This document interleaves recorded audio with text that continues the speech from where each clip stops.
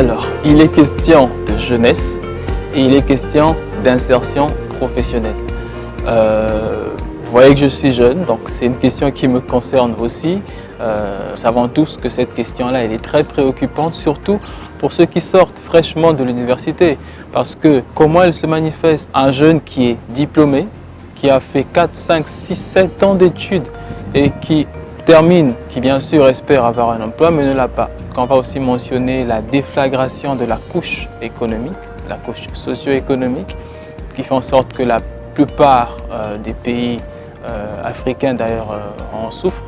Et quand une économie est en flop ou est en baisse naturellement, les sociétés qui doivent employer ou les initiatives deviennent de plus en plus minces. Et enfin, il y a un point qui doit être mentionné aussi, je pense, le problème des sociétés d'intérim.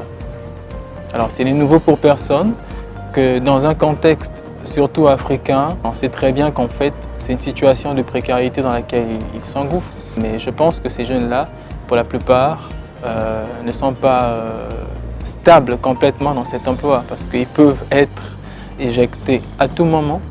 Les sociétés d'intérim s'occupent de leurs intérêts à eux. Voilà comment je décrirais la situation actuelle de cette problématique. Un des facteurs, c'est la déflagration de la couche économique de nos pays africains. Je pense qu'on va mentionner les insuffisances ou la défaillance dans les dispositifs d'orientation académique dans nos institutions autant ministérielles que d'autres institutions qui sont impliquées sur la question. Nos jeunes étudiants, finissants en tout cas, ne bénéficient pas de cette orientation intentionnelle. Parce que si on étudie simplement comme ça, sans savoir exactement où on va, ce qu'on a envie de faire, quelles sont les possibilités qui s'offrent à nous sur le marché de l'emploi bien sûr, dans le monde du travail, et ben en fait on évolue vers des études qui mènent nulle part. Nos systèmes scolaires qui mettent beaucoup plus l'accent sur le diplôme plutôt que de rechercher la compétence. Et la spécialisation, parce que quand on est trop généraliste à la fin, en fait, on ne sait pas exactement vers où on se penche. Le deuxième facteur, en tout cas qui est assez pertinent aussi, c'est celui de la propre responsabilité des jeunes. Il faut avouer que nos jeunes aujourd'hui n'ont pas vraiment acquis ces notions d'autonomie, ces notions de prise de décision, de prise d'initiative et ces notions d'autodidactisme, parce qu'il faut l'avouer, on n'apprend pas tout à l'école. Alors, je pense que les solutions, ce sera simplement que nos institutions ministérielles ou d'autres institutions qui exercent sur la question devraient prendre en compte vraiment cet aspect d'orientation scolaire.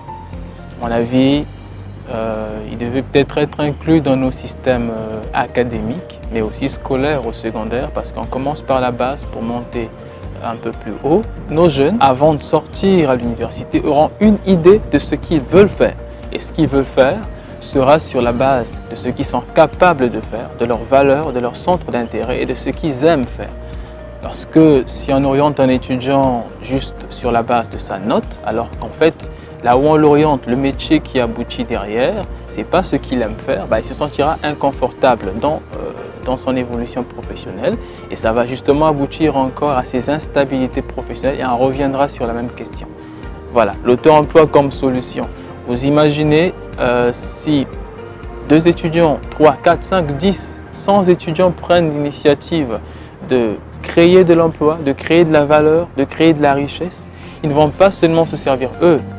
Ils vont se rendre service, ils vont assouvir leurs besoins, mais aussi les besoins des autres, les besoins de la société. Et je n'ai pas la prétention de dire que la liste elle est exhaustive. Que dit la Bible sur cette question? Alors, je pense que c'est la volonté de Dieu que nous travaillons dans notre main. C'est dans les Épîtres aux Romains, il y a un verset qui est bien connu, c'est celui que toute autorité vient de Dieu. C'est vrai, mais il y a peut-être une deuxième partie que les gens ne prêtent pas vraiment attention à ça, c'est que ces autorités-là, elles sont au service de Dieu. Et quand on est au service de Dieu, on est au service de la société. et là on parle de la jeunesse, c'est que nos institutions qui sont les autorités sont au service de nos jeunes et devraient initier, devraient pousser, devraient emmener, devraient encourager nos jeunes à être autonomes, à prendre des initiatives et à donner des directives dans ce sens-là.